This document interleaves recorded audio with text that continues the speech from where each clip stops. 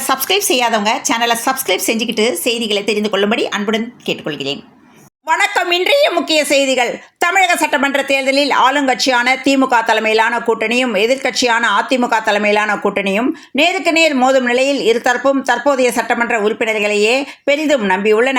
இருப்பினும் 2021 தேர்தலில் தோல்வியடைந்த வேட்பாளர்களை மீண்டும் களமிறக்குவதில் திமுகவை விட அதிமுக அதிகம் ஆர்வம் காட்டியுள்ளது. ஸ்டாலினுடன் நெருக்கமாக பணியாற்றுபவர்கள் அவர் அரிதாகவே கோவப்படுவார் என்று கூறுகின்றனர். அவருக்கு தனது பேர குழந்தைகள் என்றால் அலாதி பிரியம் எனவும் அவர் சினிமா பார்ப்பார், சமூக வலைதளங்களில் ரீல்ஸ் கவனிப்பார்.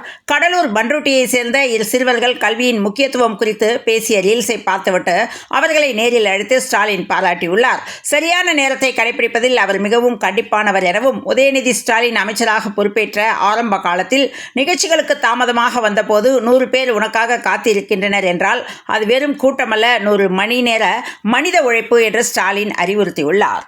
அவரின் அரசியல் உலகம் அவரது மகன் வி சபரீசனை சுற்றியே இருப்பதாக கட்சி வட்டாரங்கள் கூறுகின்றன. கனிமொழியின் அரசியல் பங்கு குறித்தும் பேச்சுகள் எழுகின்றன.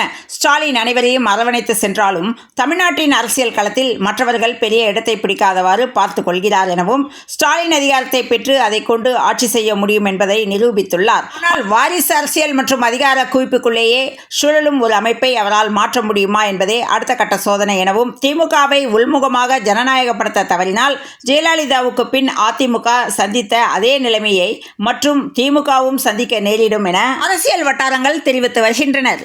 சென்னை மெட்ரோ நிறுவனம் தனது பழைய பயண அட்டை முறையிலிருந்து முழுமையான சிங்கார சென்னை அட்டை பொது போக்குவரத்து அட்டை முறைக்கு மாற்றவுள்ளதாக அதிகாரப்பூர்வமாக அறிவித்துள்ளது. மத்திய அரசின் ஒரே நாடு ஒரே அட்டை திட்டத்தின் வழிகாட்டுதல்களின்படி இந்தியா முழுவதும் உள்ள பொது போக்குவரத்து சேவைகளில் தடையற்ற பயணத்தை உறுதி செய்யும் வகையில் இந்நடவடிக்கை எடுக்கப்பட்டுள்ளது. இதன்படி 2026 மே 1ஆம் தேதி முதல் சென்னை மெட்ரோ ரயில் நிறுவனம் சிங்கார சென்னை அட்டைக்கு முழுமையாக மாற திட்டமிட்டுள்ளது. உங்களுக்காக பல வழிகளை தாங்கி வந்திருக்கிறேன். உங்களுக்காகவே உச்சத்தில் இருக்கும் போதே அரசியலுக்கு வந்துள்ளேன். ஒவ்வொரு வீட்டிலும் விஜய் இருப்பான், அண்ணனாக, தம்பியாக, மகனாக இருப்பேன் என்றும் இப்படியெல்லாம் அரசியல் மேடைகளில் நீட்டி முழக்கி வீரவசனம் பேசும் விஜய் தன்னை நம்பி தனது பின்னால் வரும் இளைஞர்களை நல்வழிப்படுத்த இதுவரை ஏதாவது செய்திருக்கிறாரா என்ற கேள்வி பெற்றோர் மத்தியில் பலமாக எழுந்துள்ளது. விஜய் போகும் இடமெல்லாம் ஆயிரக்கணக்கான இளைஞர்களும் இளம் பெண்களும் கூடுகின்றனர். தமிழகத்தில் இதுவரை இல்லாத அளவுக்கு பாலியல் குற்றங்கள் அதிகம் நடப்பதற்கு இந்த போதை பழக்கம் முக்கிய காரணமாக இருக்கிறது என்பதும் தெளிவாக தெரிகிறது. நடிகர் ரஜினிகாந்த் கூட சமீப காலமாக சில இடங்களில் பேசும்போது இளைஞர்கள் போதை பழக்கத்துக்கு அடிமையாகக்கூடாது, அப்படி செய்தால் உங்கள் மனமும் உடலும் கெட்டுவிடும் என்று கூறி இளைஞர்களை நல்வழிப்படுத்தி முயற்சிக்கிறார். நடிகர் அஜித் கூட படம் பார்க்கும் போதே நடிகர்களை ரசியுங்கள், அதோடு விட்டுவிட்டு குடும்பத்தை கவனியுங்கள் என்று பலமுறை பேசியுள்ளார். ஆனால் இந்த விஜய் என்ன செய்கிறார்? தனது படங்களில் புகைப்பிடிக்கிறார், போதையை நன்கு ஏற்றி படுக்கையில் விழுந்து கிடக்கிறார். கேரக்டருக்காக அப்படி நடித்தாலும் அதை தனது ரசிகர்களும் பின்பற்றுவார்களே என்றும், சரி படத்திற்காக வேறு வழியில்லாமல் அப்படி நடிப்பதாகவே வைத்துக் கொள்வோம் என்றால் அதன் பிறகாவது என் நெஞ்சில் குடிக்கொண்டு இருக்கும் ரசிகர்களை நான் செய்வது எல்லாமே சினிமாவுக்காகத்தான், அதை நிஜ வாழ்க்கையில் செய்யாதீர்கள், போதை பக்கமே போகாதீர்கள், குடும்பம் சீரழிந்துவிடும், உங்கள் குடும்பத்தை பாருங்கள், போதை உங்களை அழித்துவிடும் என்று என்றைக்காவது பேசியுள்ளாரா? உண்மையில் மக்கள் நலனுக்காக அரசியலுக்கு வருபவராக இருந்தால் தனது லட்சோப ரசிகர்களுக்கு அவர் அறிவுரை சொல்லியிருக்க வேண்டும் அல்லவா என்றும், ஏன் அவர் அதை செய்யவில்லை? அப்படி என்றால் நிஜ வாழ்க்கையிலும் அவர் நடிக்கிறாரா என்ற கேள்விகள் எழுகின்றன. தமிழக சட்டமன்ற தேர்தலுக்கான வாக்குப்பதிவு நாளை நடைபெற உள்ளது. மொத்தம் 5,73,43,291 வாக்காளர்கள் வாக்களிக்க உள்ளனர். 2,93,00,000 பெண்கள், 2,80,00,000 ஆண்கள், 3ஆம் பாலினத்தவர் 7,728 பேர் வாக்களிக்க தகுதி பெற்று உள்ளனர்.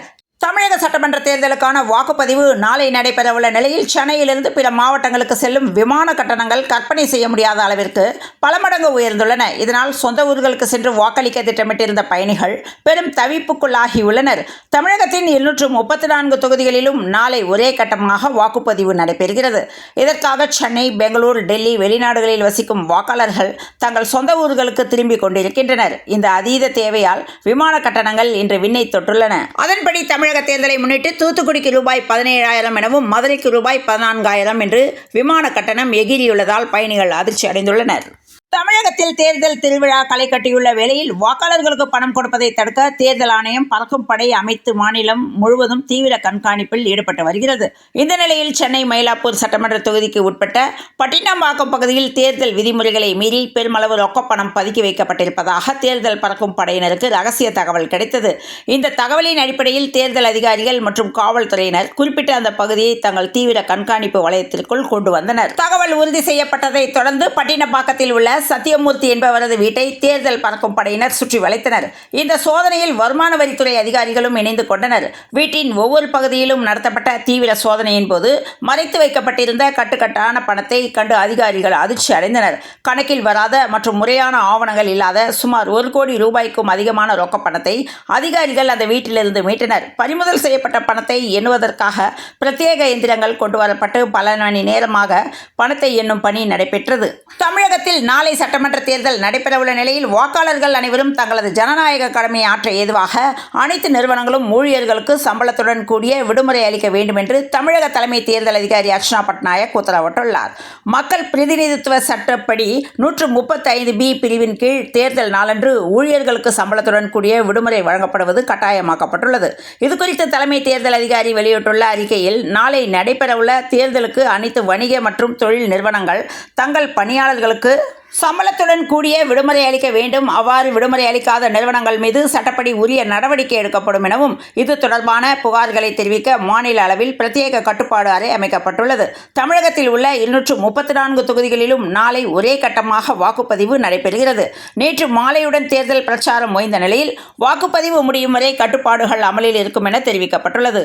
பொதுக்கூட்டங்கள், ஊர்வலங்கள் அல்லது எந்தவிதமான தேர்தல் பிரச்சாரங்களையும் மேற்கொள்ளக்கூடாது என்று தெரிவித்துள்ளனர். வேட்பாளர்கள் மற்றும் நட்சத்திர பேச்சாளர்களுக்கு வழங்கப்பட்ட சிறப்பு வாகன அனுமதிகள் அனைத்தும் தற்போது செல்லாததாகிவிடும் எனவும், வாக்குப்பதிவு நாளன்று வேட்பாளர்கள் தங்களது சொந்த வாகனங்களிலோ அல்லது வேறு வாகனங்களிலோ வாக்காளர்களை வாக்குச்சாவடிக்கு அழைத்து வர அனுமதி இல்லை எனவும், இந்த நடைமுறைகள் நாளை வாக்குப்பதிவு முடியும் வரை மிக தீவிரமாக கண்காணிக்கப்படும் என்றும் தேர்தல் ஆணையம் எச்சரித்துள்ளது.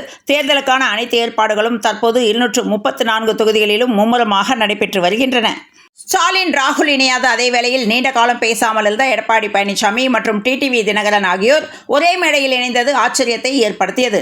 இருவருக்குமே இது வாழ்வா சாவா போராட்டம் என்பதால் அரசியல் ஈர்ப்புக்காக அவர்கள் இணைந்துள்ளனர். குறிப்பாக விஜயின் வருகையால் ஏற்பட்டுள்ள மாற்றங்களுக்கு நடுவே மேற்கு தமிழகமான கொங்கு மண்டலத்தில் தனது பலத்தை தக்க வைத்து அதிமுக மல்லு கட்டுகிறது. சுவாரஸ்யமாக, ஸ்டாலின் தனது பிரச்சார மேடையை ஆம் ஆத்மி தலைவர் அரவிந்த் கெஜ்ரிவால் மற்றும் RJD தலைவர் தேஜஸ்வி யாதவ் ஆகியோருடன் பகிர்ந்து கொண்டார். கெஜ்ரிவாலுடன் சென்னையில் ரோடு ஷோ நடத்திய ஸ்டாலின் மேட்டுப்பாளையத்தில் தேஜஸ்வியுடன் பொதுக்கூட்டத்தில் பங்கேற்றார். தேஜஸ்வி யாதவை பாராட்டிய ஸ்டாலின், பீகாரின் இளம் சிங்கம் என கொள்கை சகோதரர் தேஜஸ்வி யாதவ் திராவிட மாடலின் வலிமை குறித்து மிக தெளிவாக பேசினார் என்றும், எங்களுடன் நின்ற அவருக்கு நன்றி. எங்களது பிணைப்பு வெறும் அரசியல் சார்ந்தது மட்டுமல்ல, சமூக நீதிக்கான பகிரப்பட்ட அர்ப்பணிப்பு என்று நெகிழ்ச்சியுடன் பதிவிட்டுள்ளார். கோவை தெற்கு தொகுதி திமுக வேட்பாளர் செந்தில் பாலாஜி கோவை காட்டூர் பகுதியில் செய்தியாளர்களை சந்தித்தார். அப்போது பேசிய அவர், முதலமைச்சர் ஸ்டாலின் தன்னை வேட்பாளராக அறிவித்த பின்னர் தொழில்துறையினர் மற்றும் பொதுமக்களுடன் தொடர்ந்து ஆலோசனைகள் நடத்தப்பட்டதாக தெரிவித்துள்ளார். திமுக 2.0 ஆட்சி அமைந்தவுடன் செயல்படுத்தப்பட உள்ள திட்டங்கள் குறித்து விரிவான வரைவு தயார் செய்யப்பட்டுள்ளதாகவும், தொழில்துறைக்கு ரூபாய் 50,000 கோடி கோவையை முதலிடத்திற்கு கொண்டு வருவேன் என்று செந்தில் பாலாஜி உறுதியளித்துள்ளார். தமிழக சட்டமன்ற தேர்தலுக்கான அனல் பறக்கும் பிரச்சாரம் ஓய்ந்துள்ள நிலையில் மூத்த தலைவர்கள் தங்களின் கோட்டை என கருதப்படும் தொகுதிகளில் இறுதிக்கட்ட பணிகளில் மூழ்கியுள்ளனர். ஆனால் மாநில அரசியலில் பெரிய எதிர்பார்ப்பை ஏற்படுத்தியுள்ள நடிகர் விஜய் தனது இறுதி பிரச்சாரத்தை பிரம்மாண்ட அரசியல் நிகழ்வாக மாற்றி குறைகளை சுட்டிக்காட்டும் குரலாகவும் புதிய சாத்தியங்களின் வடிவமாகவும் நிறைவு செய்தார். வழக்கமாக 3வது அணி அரசியல் தலைவர்களை விட விஜயை தனித்துவமான சக்தியாக அரசியல் நோக்கர்கள் பார்க்க தொடங்கியுள்ளனர். இதற்கு முக்கிய காரணம், கடந்த 50 ஆண்டுகளில் எந்த ஒரு புதிய தலைவர் கிடைக்காத அளவிற்கு கிடைத்துள்ள இளைஞர்களின் பேராதரவு என்றும், நடிகராக இருந்து தமிழக வெற்றி கழகத்தின் தலைவராக மாறியுள்ள விஜய் தனது பிரச்சாரத்தை செவ்வாய்க்கிழமை அன்று சென்னையில் உள்ள YMCA மைதானத்தில் நிறைவு செய்தார். அவரது உரையில் நலத்திட்ட வாக்குறுதிகள், எதிராளிகள் மீதான தாக்குதல்கள், சிறுபான்மையினருக்கான வேண்டுகோள்கள் என அனைத்தும் கலந்திருந்தது. தான் குறிவைக்கப்படுவதாக கூறி மாற்றத்திற்கான ஒரே முகம் நான் தான் என்பதை மீண்டும் மீண்டும் பதிவு செய்தார். என் நெஞ்சில் குடியிருக்கும் உங்கள் அனைவருக்கும் எனது வணக்கம் என்று உரையை தொடங்கிய அவர், திமுக அரசாங்கத்தை வீட்டிற்கு அனுப்ப போகும் தேர்தலின் கடைசி பிரச்சார கூட்டம் இது என அதிரடியாக தொடங்கியுள்ளார். செவ்வாய்க்கிழமை அன்று ஸ்டாலின் வில்லிவாக்கம் மற்றும் கொளத்தூர் தொகுதிகளிலும், எடப்பாடி பழனிசாமி சேலத்திலும், கனிமொழி தூத்துக்குடியிலும் பிரச்சாரம் செய்தனர். பிரேமலதா விஜயகாந்த் விருத்தாச்சலத்திலும், சீமான் காரைக்குடியிலும் பிரச்சாரத்தில் ஈடுபட்டனர். தமிழகத்தின் முக்கிய கட்சிகள் விஜயின் கோரிக்கையை ஏற்க தயாராக இல்லை என்றாலும் அவர்கள் அவரை அலட்சியப்படுத்தவும் இல்லை. அதுவே விஜயின் இந்த தேர்தலின் மிக முக்கியமான சாதனையாக இருக்கலாம் எனவும், அவர் இப்போதே ஆள முடியும் என்பதை நிரூபிப்பதை விட பல இளம் வாக்காளர்கள் தங்களின் மாற்றுத் தலைவராக அவரை உணர செய்துள்ளனர். தமிழக சட்டமன்ற தேர்தல் நாளை நடைபெறுவதை முன்னிட்டு மாநிலம் முழுவதும் மதுக்கடைகளுக்கு தொடர் விடுமுறை அளிக்கப்பட்டுள்ளது. இதன் காரணமாக விடுமுறைக்கு முந்தைய ஒரே நாளில் மட்டும் சுமார் 350 கோடி ரூபாய் மதிப்பிலான மதுபானங்கள் விற்பனையாகி சாதனை படைத்துள்ளன. சென்னையில் இன்று 27 கேரட் ஆபரண தங்கத்தின் விலை சவரனுக்கு 400 ரூபாய் குறைந்து 1,14,000 ரூபாய்க்கும், கிராமுக்கு 50 ரூபாய் குறைந்து 14,250 ரூபாய்க்கும் விற்பனை செய்யப்படுகிறது. இத்துடன் இந்த செய்திகள் நிறைவடைந்த நிலையில் தொடர்ந்து இணைந்திருங்கள் பிரபாஸ்கரமும் செய்திகளுடன். மீண்டும் அடுத்த செய்தியில் சந்திப்போம். நன்றி, வணக்கம்.